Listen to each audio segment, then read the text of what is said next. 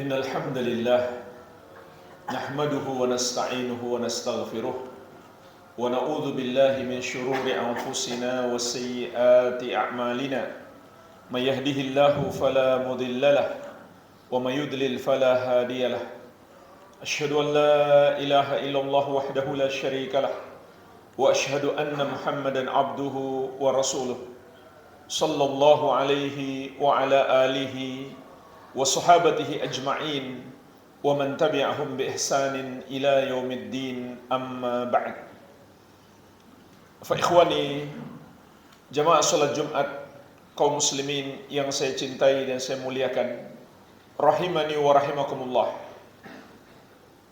Sesungguhnya setiap ayah di pundaknya ada amanah anak-anak dari Allah Subhanahu wa taala, yang kelak amanah itu Allah Subhanahu wa taala akan mintai pertanggungjawaban. Rasulullah sallallahu alaihi wasallam mengingatkan kita, kullukum ra'in wa kullukum mas'ulun an ra'iyatihi. Setiap kalian adalah pemimpin, maka setiap kalian akan dimintai pertanggungjawaban atas apa yang dipimpinnya. Anak-anak kita adalah amanah di pundak kita, yang kelak Allah Subhanahu wa taala akan mintai pertanggungjawaban atas kita. Bagaimana kita menjalankan amanah dari Allah Subhanahu wa taala atas anak yang diberikannya kepada kita. Maka setiap ayah harus memahami apa sesungguhnya tanggung jawab terbesar seorang ayah terhadap anak-anaknya. Kalau untuk memberikan nafkah, memberi makan, memberikan tempat tinggal yang layak, memberikan pakaian, kita semua sudah paham. Tapi apakah sesungguhnya tanggung jawab terbesar? Maka Al-Quran telah mengabarkan kepada kita, tanggung jawab terbesar seorang ayah terhadap anak, begitu pula seorang suami terhadap istri, adalah menjaga mereka dari api neraka. Allah Subhanahu wa taala berfirman, ya ayyuhalladzina amanu qu anfusakum wa ahlikum nara wa quduhan nasu wal hijarah. Wahai orang-orang yang beriman, jagalah dirimu dan keluargamu dari api neraka yang bahan bakarnya adalah manusia dan batu. Inilah sesungguhnya tanggung jawab kita sebagai ayah terhadap anak-anak kita maupun sebagai suami terhadap istri kita. Jaga mereka dari api neraka. Bagaimana caranya? Sahabat yang mulia Ali bin Abi Thalib radhiyallahu anhu berkata, "Allimuhum addibuhum." Caranya adalah ajarkan kepada mereka ilmu agama dan berikan kepada mereka pendidikan akhlak yang mulia. Meskipun pendidikan akhlak yang mulia itu tentu bagian dari ilmu agama, tapi sahabat Ali bin Abi Thalib radhiyallahu anhu ingin memberikan penekanan bahwa pendidikan akhlak mulia merupakan bagian penting dari ilmu agama yang harus kita ajarkan kepada anak-anak kita.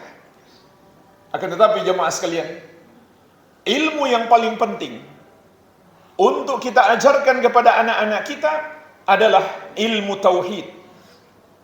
Ajarkan kepada mereka bahwasannya hanya Allah Subhanahu wa taala yang berhak disembah, dan semua yang disembah selain Allah adalah batil. Kemudian kita murnikan seluruh amal ibadah kita hanya untuk Allah semata. Tidak sedikit pun kita berikan kepada selain Allah. Inilah yang disebut dengan tauhid. Karena tauhid adalah tujuan kita diciptakan di muka bumi ini. Sebagaimana firman Allah Subhanahu wa taala, "Wa ma khalaqatul jinna wal insa illa liya'budun." Dan tidaklah aku menciptakan jin dan manusia kecuali agar mereka beribadah kepadaku. Ibnu Abbas radhiyallahu anhu berkata, "Kullu ma warada fil Qur'ani minal ibadah fa ma'naha tauhid." Semua kata ibadah yang ada dalam Al-Qur'an artinya adalah tauhid.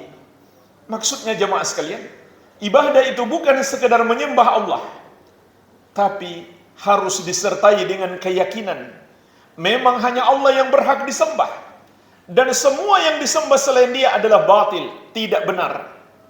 Kemudian kita murnikan seluruh amal ibadah kita hanya untuk Allah semata. Tidak sedikit pun kita berikan kepada selain Allah. Sebagaimana Allah tegaskan, "Dzalika bi anna Allaha huwal haqq wa anna ma yad'una min dunihi huwal batil." Yang demikian itu, Dialah Allah, sesembahan yang benar, dan semua yang mereka sembah selain Dia adalah batil, salah, tidak benar. Tanamkan kepada anak-anak kita, Tuhan yang boleh disembah, yang berhak disembah, hanya Allah Subhanahu wa Ta'ala yang satu saja. Sedangkan yang disembah oleh manusia selain Dia itu salah, itu tidak benar. Oleh karenanya Allah mengabarkan kepada kita, seluruh nabi dan rasul, tugas utama mereka adalah mengajak manusia menyembah kepada selain Allah dan melarang peribadahan kepada selain Allah. Sebagaimana firman-Nya, "Walaqad ba'atsna fi kulli ummatin rasulan an i'budullaha wajtanibut taghut." Dan sungguh kami telah mengutus pada setiap umat itu seorang rasul. Setiap rasul mengatakan kepada kaumnya, "An i'budullaha," sembahlah Allah, "wajtanibut taghut," dan jauhilah penyembahan kepada selain Allah Subhanahu wa Ta'ala. Inilah jemaah sekalian yang dimaksud dengan tauhid. Tauhid bukan sekedar menyembah Allah, tapi kita juga harus mengingkari dan menjauhi semua bentuk penyembahan kepada selain Allah Subhanahu wa Ta'ala. Oleh karena itu, orang yang membenarkan penyembahan kepada selain Allah, maka tauhidnya batal. Begitu pula orang yang mempersembahkan ibadah kepada selain Allah, maka tauhidnya batal. Dan itulah jemaah sekalian dosa terbesar yang disebut dosa syirik. Dosa syirik itu artinya menuhankan selain Allah, atau menyembah selain Allah Subhanahu wa Ta'ala, atau menduakan Allah, menyamakan Allah dengan makhluk. Dan Allah telah mengangkat di dalam Al-Quran profil seorang ayah. Beliau bukan nabi dan rasul, tapi Allah harumkan namanya sampai menjadi satu nama surat dalam Al-Quran, yaitu surat Luqman. Karena beliau memiliki untayan-untayan mutiara nasihat yang sangat indah kepada anaknya. Dari banyaknya nasihat Luqman kepada anaknya yang Allah sebutkan di surat Luqman, apa nasihat beliau nomor satu? "Ya bunayya la tusyrik billah, inna syirka la zulmun azim." Wahai anakku, janganlah engkau mempersekutukan Allah. Jangan engkau tuhankan atau jangan engkau sembah selain Allah Subhanahu wa Ta'ala. Karena sesungguhnya dosa syirik itu adalah kezaliman yang sangat besar. Ini jemaah sekalian, pendidikan pertama Luqman kepada anaknya. Karena jemaah sekalian, ini kunci keselamatan setiap hamba. Tidak akan mungkin selamat seseorang menghadap Allah kalau dia tidak membawa tauhid, atau dia membawa dosa syirik. Meskipun dia membawa semua kebaikan, tidak bermanfaat tanpa tauhid. Sebagaimana sabda Nabi SAW, "Man mata la yushriku billahi syai'an, dakhalal jannah. Wa man mata yushriku bihi syai'an, dakhalan nar." Barang siapa mati dalam keadaan dia tidak menyembah kepada selain Allah atau menuhankan selain Allah sedikit pun, maka dia pasti masuk surga. Dan barang siapa mati dalam keadaan dia menyembah atau menuhankan selain Allah sedikit pun, maka dia pasti masuk neraka. Bagaimana kalau dia suka berbuat baik kepada orang lain? Maka Allah Subhanahu wa Ta'ala tidak menerima perbuatan-perbuatan baiknya kalau dia kufur dan syirik kepada Allah. Sebagaimana firman-Nya, "Wa ma mana'ahum an tuqbala minhum nafaqatuhum illa annahum kafaru billahi wa birasulih." Dan tidak ada yang menghalangi diterimanya sedekah-sedekah mereka kecuali karena mereka kufur kepada Allah dan Rasulnya. Makanya jemaah sekalian, kita jangan silau melihat kebaikan-kebaikan yang dilakukan oleh orang musyrik. Di masa Nabi SAW ada 3 orang yang ditanya kepada beliau. Yang pertama namanya Adi bin Hatim. Yang bertanya namanya Hatim. Yang bertanya adalah anaknya Adi bin Hatim radhiyallahu anhu. Beliau menanyakan kepada Nabi SAW, "Ya Rasulullah, ayah saya seorang Nasrani. tidak sempat masuk Islam.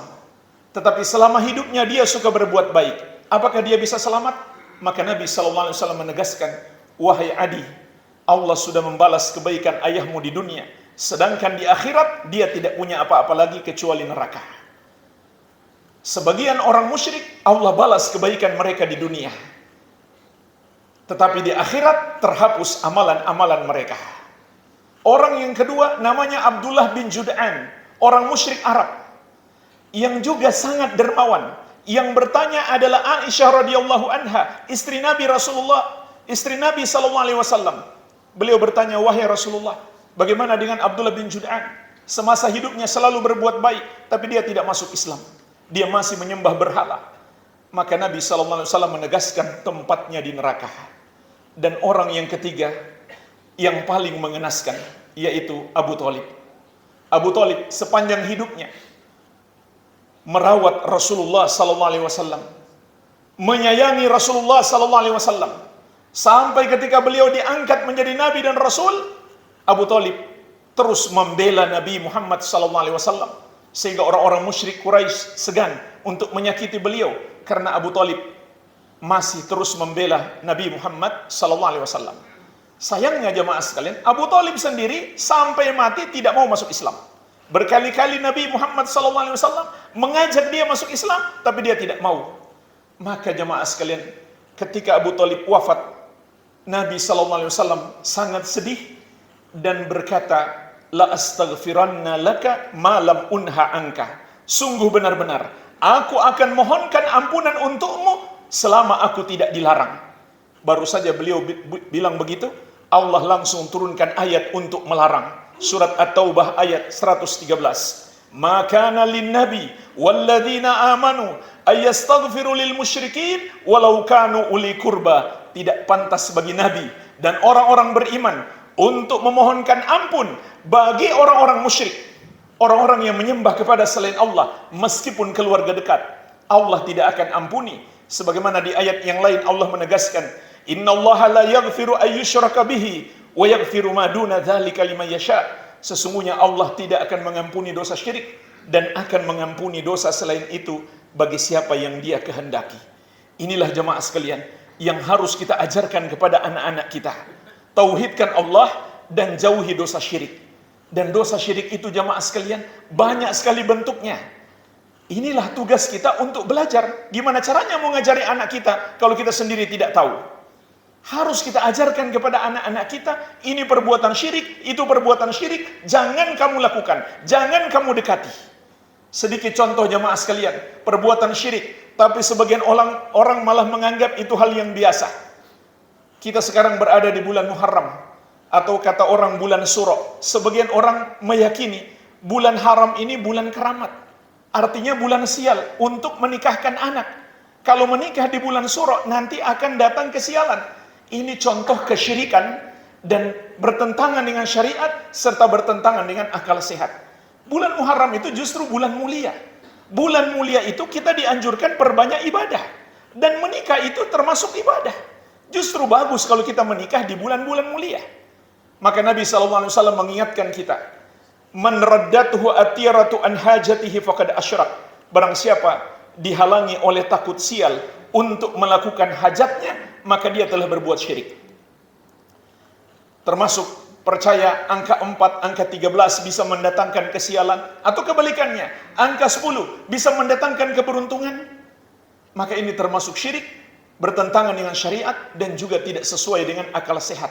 Contoh lain, masih percaya kepada benda-benda, meyakini ada benda-benda sakti, benda keramat, benda pusaka, yang bisa dijadikan jimat.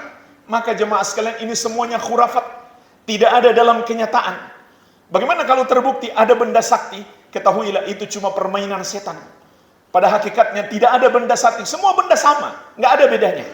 Nggak ada yang sakti, nggak ada yang hebat. Kalau ada yang kelihatan hebat, itu cuma permainan setan untuk menyesatkan kita. Kalau kita percaya ada benda bisa mendatangkan keberuntungan atau menolak kemudaratan, itu disebut jimat. Dan Nabi SAW bersabda, man 'allaqa tamimatan faqad asyrak. Barang siapa menggunakan jimat, maka dia telah berbuat syirik. Karena yang bisa mendatangkan manfaat, yang bisa menolak mudarat dari kita. Hanya Allah Subhanahu wa ta'ala yang satu saja. Dan kita nggak boleh bergantung hati kepada selain Allah. Wa 'alallahi fatawakkalu in kuntum mu'minin. Hendaklah hanya kepada Allah kamu bertawakal, kamu bergantung hati kalau kamu benar-benar beriman. Dan Allah berjanji, wa may yatawakkal 'alallahi fahuwa hasbuh. Barang siapa bertawakal, bergantung hatinya hanya kepada Allah, maka cukuplah Allah sebagai penolongnya. Artinya, pasti Allah Subhanahu wa ta'ala akan menolongnya. Begitu pula jemaah sekalian, percaya kepada para dukun, orang pintar, paranormal. Atau percaya ada orang punya kelebihan tahu perkara gaib karena dia anak indigo misalkan, atau punya indera keenam. Ketahuilah jemaah sekalian, ini juga semuanya hanya khurafat, hanya permainan setan. Yang maha tahu perkara gaib itu hanya Allah. Allah tegaskan dalam Al-Quran, "Qul la ya'lamu man fis samawati wal ardil ghaiba illallah." Katakanlah, tidak ada yang tahu perkara gaib, satupun makhluk di langit maupun di bumi, kecuali Allah. Bagaimana mungkin kita percaya ada orang yang tahu perkara gaib, sementara Allah sudah tegaskan, nggak ada yang tahu perkara gaib, kecuali Allah Subhanahu wa ta'ala. Maka meyakini ada makhluk yang tahu perkara gaib, ini termasuk menduakan Allah. Oleh karenanya, Nabi SAW melarang keras kita mendatangi para dukun dan tukang sihir. Beliau bersabda, "Man atakahinan aw arrafan fasaddaqahu bima yaqul faqad kafara bima unzila ala Muhammadin sallallahu alaihi wasallam." Barang siapa mendatangi dukun atau tukang ramal lalu membenarkannya, maka dia telah kafir terhadap Al-Quran yang diturunkan kepada Rasulullah sallallahu alaihi wa ala alihi wasallam. Contoh lain jemaah sekalian, termasuk dosa syirik adalah menyembelih untuk selain Allah, untuk sesajen, untuk pendekatan diri, untuk pengagungan kepada selain Allah. Kenapa itu syirik? Karena menyembelih adalah ibadah. Fasholli li rabbika wanhar. Salatlah dan menyembelihlah hanya untuk Rabbmu. Maka orang yang menyembelih untuk selain Allah, Nabi SAW bersabda, "La'anallahu man dzabaha li ghairillah." Allah melaknat orang yang menyembelih untuk selain Allah Subhanahu wa ta'ala. Bahkan mereka juga meyakini makhluk yang ditujukan kepadanya sesajen itu dia maha kuasa di gunung tertentu atau di pantai tertentu, sehingga mereka berharap kepadanya, mereka juga takut kepadanya, mereka yakin dia mampu menimpakan mudarat. Maka ini semuanya keyakinan-keyakinan syirik. Kalau kita meyakini ada selain Allah yang maha kuasa atas kita atau di satu tempat tertentu, maka itu termasuk keyakinan syirik. Allah Subhanahu wa ta'ala menegaskan, "Walillahi mulkus samawati wal ardi wa ma fihin wa huwa ala kulli syai'in qadir." Hanya milik Allah kekuasaan langit dan bumi dan apa yang ada padanya, dan dia maha mampu atas segala sesuatu. Jadi kita nggak perlu takut kalau datang di tempat tertentu, lewat di tempat tertentu, ada makhluk yang diyakini berkuasa di situ. Takutlah hanya kepada Allah yang satu saja. Dan juga termasuk syirik jemaah sekalian, ketika seseorang lewat di satu tempat, dia yakin di tempat itu ada penguasanya, ada penunggunya, lalu dia minta perlindungan. Dia mengatakan, "Mbah permisi, saya mau lewat, tolong jangan diganggu." Atau minimalnya dia bunyikan klakson. Ini adalah kesyirikan yang sudah Allah sebutkan dalam Al-Quran. "Wa annahu kana rijalun minal insi ya'udzuuna birijalin minal jinni fazaduhum rahaqa." Dahulu ada orang-orang yang berbuat syirik, yaitu mereka minta perlindungan kepada para jin. Lalu para jin itu hanya menambah rasa takut dan menyebabkan mereka berdosa syirik. Jadi para jin itu jamaah sekalian, kalau kita minta perlindungan, minta tolong, dia malah mengerjai kita, dia malah menakut-nakuti kita. Minta tolonglah hanya kepada Allah yang satu saja.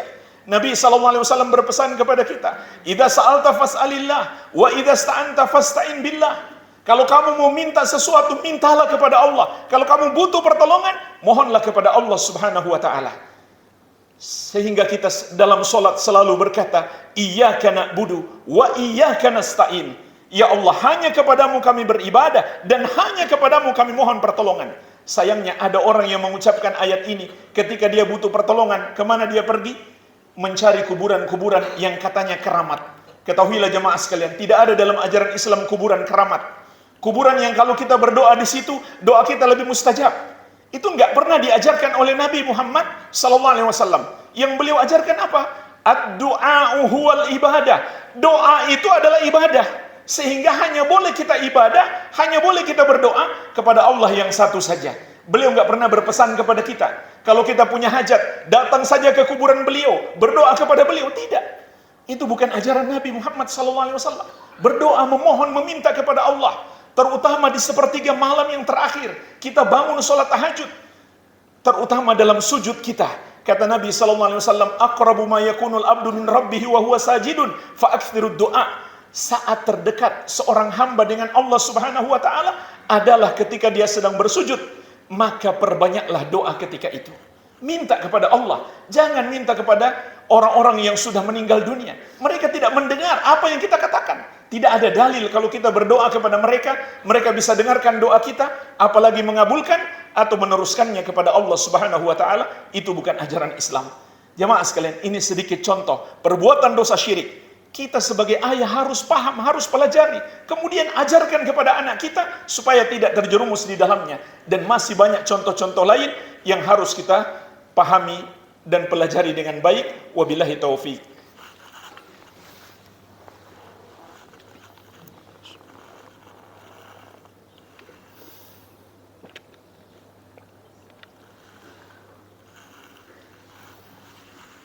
Alhamdulillah. Wassalatu wassalamu ala Rasulillah wa ala alihi wa sahbihi wa man walah.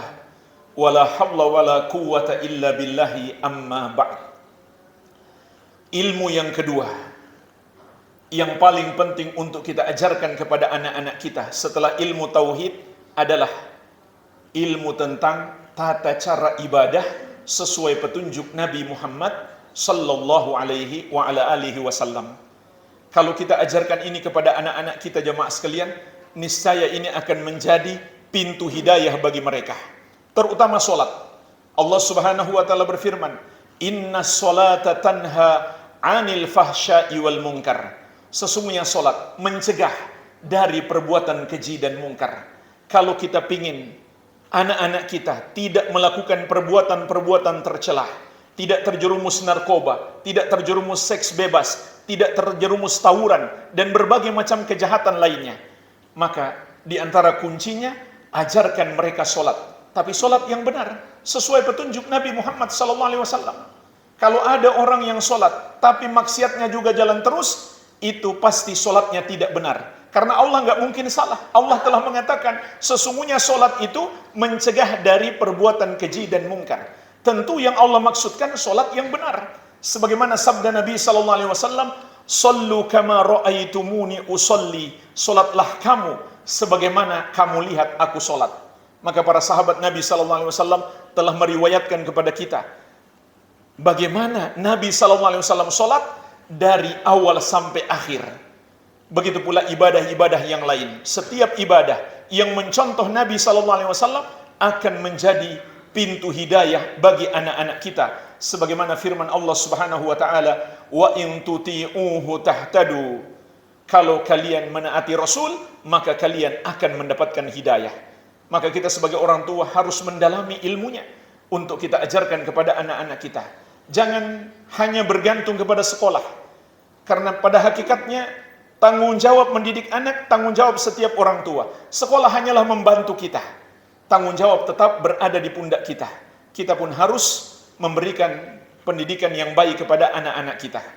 Yang ketiga jemaah sekalian, dan ini yang terakhir, di antara ilmu yang paling penting yang kita ajarkan kepada anak-anak kita adalah ilmu tentang akhlak mulia dan adab-adab yang sesuai petunjuk Nabi Muhammad sallallahu alaihi wa ala alihi wasallam. Ajarkan kepada mereka bagaimana beradab yang baik, berakhlak yang mulia. Dan kalau kita bicara akhlak mulia jemaah sekalian, itu berarti semua petunjuk Nabi SAW tentang akhlak mulia harus kita pelajari. Tetapi para ulama mengatakan intisari akhlak mulia itu ada 4. Yang pertama, kaful adha, menahan diri kita dari menzolimi orang lain. Tanamkan kepada anak-anak kita, jangan sampai ucapannya maupun perbuatannya menyakiti orang lain. Yang kedua, badlun nada, berbuat baik kepada orang lain. Tanamkan kepada anak-anak kita, berbuat baik kepada orang lain, ini adalah akhlak yang mulia. Dengan apa saja yang kita bisa. Jangan kita ajarkan kepada anak kita sifat pelit. Ajarkan kepada mereka sifat dermawan. Kalau perlu ketika kita kasih uang jajan, kita sudah poskan. Ini buat jajan kamu, sebagian jangan lupa kamu sedekahkan. Ajarkan kepada mereka sifat kedermawanan. Karena harta itu jemaah sekalian tidak pernah berkurang dengan sedekah, malah akan bertambah. Nabi SAW menegaskan, "Ma naqasat sadaqatun min malin." Sedekah itu tidak mengurangi harta, karena Allah akan membalasnya dengan berlipat ganda. Tapi ingat, jangan tanamkan kepada anak-anak kita keinginan untuk mendapatkan balasan duniawi. Berikan pemahaman kepadanya, yang paling utama kita inginkan balasan di akhirat. Itulah yang disebut keikhlasan. Ikhlas dalam syariat berarti kita berharap balasan hanya dari Allah, tidak lain balasan surga, dan dijauhkan dari api neraka. Kemudian yang ketiga, ini akhlak mulia yang paling sulit. As-sabru 'alal adha, sabar menghadapi orang yang menyakiti kita. Bahkan lebih tinggi daripada sabar adalah memaafkan. Dan lebih tinggi dari memaafkan adalah membalas orang yang berbuat buruk kepada kita dengan balasan yang lebih baik. Ini akhlak mulia yang diajarkan Nabi SAW. Dan yang keempat, al-wajhu talq, berwajah yang cerah ceria, ramah ketika pertama sekali berjumpa dengan saudara kita. Inilah 4 pondasi akhlak mulia. Tapi sekali lagi, akhlak mulia itu sangat luas, mencakup keseluruhan akhlak Nabi Muhammad SAW. Kita nggak perlu teladan yang lain, kita nggak perlu contoh yang lain. Cukup kita belajar akhlak Nabi Muhammad SAW, niscaya kita akan dapatkan akhlak beliau adalah sebaik-baiknya akhlak yang dicintai oleh Allah Subhanahu wa Ta'ala. Maka jemaah sekalian, di pundak kita sebagai orang tua ada tanggung jawab untuk mendalami ilmu agama, untuk belajar, kemudian mengamalkannya agar kita menjadi contoh bagi anak-anak kita, kemudian mengajarkan mereka, dan terus melakukan amar ma'ruf nahi mungkar, terus menasehati mereka. Sampai kapan? Sampai kita berpisah dengan hidup ini, dan atau sampai mereka yang lebih dulu pergi meninggalkan kita. Ketika anak kita menikah pun bukan berarti kewajiban kita sudah habis, tidak. Meskipun kalau dia wanita, kewajiban terbesar sudah berpindah kepada suami. Tapi bukan berarti orang tua sudah nggak punya tanggung jawab untuk memberi nasihat, untuk mengingatkan. Nabi SAW masih sering mengunjungi Fatimah, memberikan kepadanya nasihat-nasihat, meskipun dia sudah menikah. Bahkan beliau membantu keduanya ketika sedang bertengkar. Beliau damaikan keduanya. Beliau ademkan hati keduanya ketika saling marah. Beliau terus memberikan pendidikan. Itu tugas kita sebagai orang tua, itu termasuk ibadah. Dan ketahuilah jemaah sekalian, sebagai penutup, anak-anak kita adalah investasi terbaik untuk kehidupan kita setelah mati. Mereka akan mengalirkan pahala kepada kita kalau mereka melakukan amal soleh. Bahkan meskipun bukan kita yang mengajari amal soleh tersebut, mereka akan mengalirkan pahala kepada kita, karena mereka adalah hasil usaha kita. Allah Subhanahu wa Ta'ala berfirman, wa alaysa lil insan illa ma sa'a. Manusia tidak akan mendapatkan balasan kecuali hasil usahanya. Maka adanya anak-anak yang soleh, inilah jemaah sekalian harapan kita di alam kubur kita. Saat amalan kita sudah berhenti, sulit kita mengharapkan orang lain mendoakan kita. Anak-anak kita lah yang paling bisa diharapkan untuk mendoakan kita. Belum lagi amal soleh yang mengalirkan kepada kita. Tapi ingat jemaah sekalian, sebaliknya, kalau kita mencontohkan keburukan kepada anak kita, kalau kita mengajari hal-hal yang buruk kepada anak kita, juga akan mengalirkan dosa kepada kita. Kita sudah mati di alam kubur, dia masih melakukan hal buruk yang dulu pernah kita ajarkan, dosa masih mengalir kepada kita. Jadi, anak bisa jadi nikmat, bisa jadi bencana bagi kita. Oleh karenanya, perbanyaklah berdoa kepada Allah Subhanahu wa Ta'ala agar Allah menjadikan anak-anak kita anak-anak yang soleh dan solehah, dan kita semuanya insya Allah dikumpulkan oleh Allah Subhanahu wa Ta'ala di surganya yang penuh dengan kenikmatan. Allahumma salli ala Muhammad wa ala ali Muhammad kama sallaita ala Ibrahim wa ala ali Ibrahim innaka Hamidum Majid. Allahumma ighfir lil muslimina wal muslimat wal mu'minina wal mu'minat al ahya'i minhum wal amwat innaka sami'un qaribun mujibu da'awat. Rabbana atina fid dunya hasanah wa fil akhirati hasanah wa qina adzabannar wa sallallahu ala nabiyyina Muhammadin wa alihi wasallam walhamdulillahi rabbil alamin.